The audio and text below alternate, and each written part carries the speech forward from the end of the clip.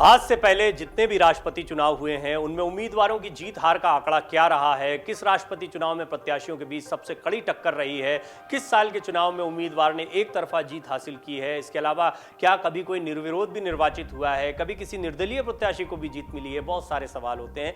इस रिपोर्ट में सारे सवालों के जवाब। सबसे पहले हम आपको बताते हैं राष्ट्रपति चुनाव में किसके पास है सबसे बड़ी जीत का रिकॉर्ड। भारत में सबसे बड़ी जीत का रिकॉर्ड 3 बड़े नामों के पास है। इनमें एक नाम देश के प्रथम राष्ट्रपति राजेंद्र प्रसाद का है, जिन्हें 1957 में दूसरी बार राष्ट्रपति चुनाव में मौका दिया गया था। इस चुनाव में चौधरी हरिराम और नागेंद्र नारायण दास से चुनौती मिली थी, जहां प्रसाद ने एक तरफा मुकाबले में 4,59,698 वोट हासिल किए थे। वहीं चौधरी हरिराम को 2,672 वोट और नागेंद्र दास को 2,000 वोट मिले थे। राजेंद्र प्रसाद का राष्ट्रपति कार्यकाल खत्म होने के बाद भारत के तीसरे राष्ट्रपति चुनाव 1962 में हुए। कांग्रेस ने इस चुनाव में उपराष्ट्रपति सर्वपल्ली राधाकृष्णन को चुनाव लड़ाया था। उन्हें 5,53,067 वोट मिले, जबकि चौधरी हरिराम को 6,000 से कुछ ज्यादा वोट हासिल हुए थे। एक तीसरे उम्मीदवार यमुना प्रसाद त्रिसूलिया को भी 3,537 वोट मिले थे। सबसे बड़ी जीत के मामले में ये एक बड़ा रिकॉर्ड है। राष्ट्रपति चुनाव के इतिहास में 1997 के चुनाव को सबसे एकपक्षीय चुनाव कहा जाएगा, इसमें कोई दो राय नहीं है। दरअसल इस चुनाव में यूनाइटेड फ्रंट सरकार और कांग्रेस की तरफ से KR नारायणन को प्रत्याशी बनाया गया था।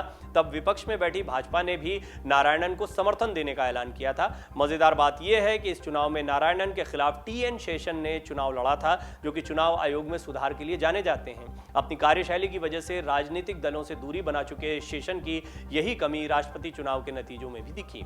जहां KR नारायणन को 9,56,290 वोट मिले, वहीं शेषन महज 50,361 वोट हासिल कर पाए थे। उनकी जमानत जब्त हो गई थी। इस चुनाव में शेषन को सिर्फ शिवसेना और कुछ निर्दलियों का समर्थन मिला था। भाजपा ने साल 2002 में हुए राष्ट्रपति चुनाव में APJ अब्दुल कलाम आजाद को उम्मीदवार बनाकर मास्टर स्ट्रोक खेला था और जीत के अंतर के लिहाज से सबसे बड़ी जीत ये मानी गई। दरअसल राष्ट्रपति पद के लिए पूर्व वैज्ञानिक और मुस्लिम उम्मीदवार बनाकर भाजपा ने विपक्ष को ऊहापोह की स्थिति में डाल दिया था। आखिरकार कांग्रेस समेत ज्यादातर विपक्षी दलों ने कलाम को ही समर्थन देने का फैसला किया। हालांकि वाम दलों ने इस चुनाव में भी कैप्टन लक्ष्मी सहगल को प्रत्याशी बनाया था। इसके बावजूद ये इतिहास के सबसे एक तरफा मुकाबलों में से एक रहा, जहां अब्दुल कलाम को 10,30,250 वोटों में से 9,22,884 वोट मिले थे। वहीं सहगल को महज 1,07,366 वोट। अब बात करते हैं राष्ट्रपति चुनाव में सबसे छोटी जीत की, यानी बड़े क्लोज मुकाबले की। स्वतंत्र भारत के सबसे विवादित चुनाव में से एक 1969 के राष्ट्रपति चुनाव थे, जिसमें बहुत करीबी मुकाबला रहा। ये वो दौर था जब कांग्रेस दो धड़ों में बंट गई थी और पार्टी को लेकर भी जंग चल रही थी। इनमें एक धड़ा प्रधानमंत्री इंदिरा गांधी के समर्थन वाला था, दूसरा धड़ा पार्टी संगठन के वरिष्ठ नेताओं का था, जिसे सिंडिकेट कहा जाता है।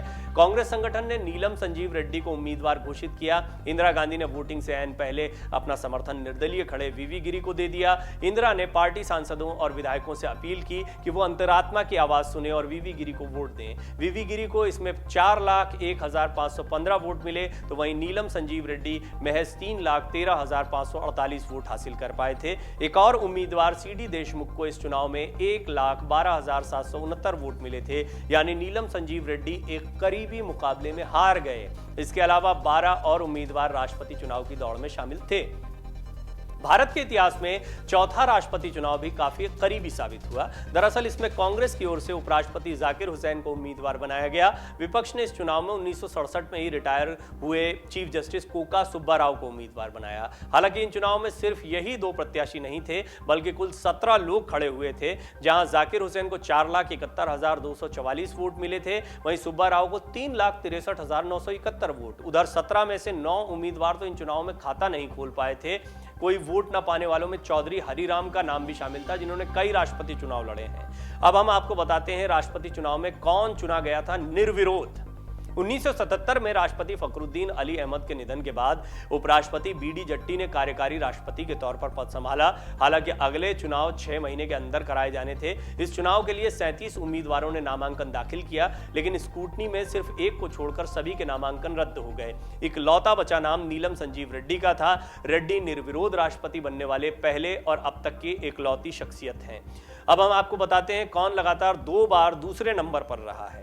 65 वर्षों के राष्ट्रपति चुनाव के इतिहास में एक उम्मीदवार ऐसा भी रहा जिसने 1952 से लेकर 1967 तक लगातार उम्मीदवारी पेश की। यहां तक कि 2 बार 1957 और 1962 में यह प्रत्याशी दूसरे स्थान पर भी रहा, लेकिन कभी राष्ट्रपति नहीं बन पाया। ये उम्मीदवार थे चौधरी हरिराम, जो कि ब्रिटिश राज के क्रांतिकारी सर छोटू राम के परिवार से थे। जब 1952 में यह तय था कि राजेंद्र प्रसाद निर्विरोध राष्ट्रपति बन जाएंगे, तब चौधरी हरिराम ने उन्हें चुनौती दी। इसके बाद 1957 में वो लोकसभा और राष्ट्रपति चुनाव दोनों लड़े और दोनों में हारे। 1962 में उन्होंने सर्वपल्ली राधाकृष्णन को चुनौती दी और दूसरे स्थान पर आए। उन्हें अब तक के सबसे ज्यादा 6341 वोट मिले। हालांकि उनका आखिरी चुनाव 1967 का राष्ट्रपति चुनाव रहा, इसमें उन्हें एक भी वोट नहीं मिला था। अब जानते हैं राष्ट्रपति चुनाव में जीतने वाला इकलौता निर्दलीय उम्मीदवार कौन था। 1977 में कांग्रेस में 2 धड़ों के बीच पार्टी को लेकर जंग छिड़ी थी। कांग्रेस संगठन ने नीलम संजीव रेड्डी को उम्मीदवार घोषित किया, जबकि पार्टी नेतृत्व के खिलाफ खड़ी पीएम इंदिरा गांधी ने पार्टी सांसदों और विधायकों से अपील की कि वो अंतरात्मा की आवाज सुने और निर्दलीय वीवी गिरी को वोट दें। वीवी गिरी ने छोटे अंतर से जीत हासिल की, लेकिन वो इकलौते निर्दलीय विजेता बने हैं भारत में राष्ट्रपति चुनाव के इतिहास को अगर देखा जाए तो। वीवी गिरी को इसमें 4,01,515 वोट मिले थे, वहीं नीलम संजीव रेड्डी को महज 3,13,548 वोट मिल पाए थे। एक और उम्मीदवार सीडी देशमुख को भी इस चुनाव में 1,12,769 वोट मिले थे। इसके अलावा 12 और उम्मीदवार राष्ट्रपति चुनाव की दौड़ में थे। इस चुनाव के बाद ही गंभीरता से चुनाव न लड़ने वाले उम्मीदवारों को बाहर करने के लिए कानून बना। उधर रेड्डी की हार के बाद कांग्रेस के तत्कालीन अध्यक्ष एस निजालिंगप्पा ने इंदिरा को पार्टी से निकाल दिया था और कांग्रेस 2 धड़ों में बंट गई थी। डाउनलोड करें अमर उजाला ऐप और पाएं खबरें लगातार। अगर आप ये वीडियो YouTube पर देख रहे हैं तो हमारे चैनल को सब्सक्राइब करें और बेल आइकन को दबाना ना भूलें। अगर आप Facebook पर ये वीडियो देख रहे हैं तो हमारे पेज को लाइक करें।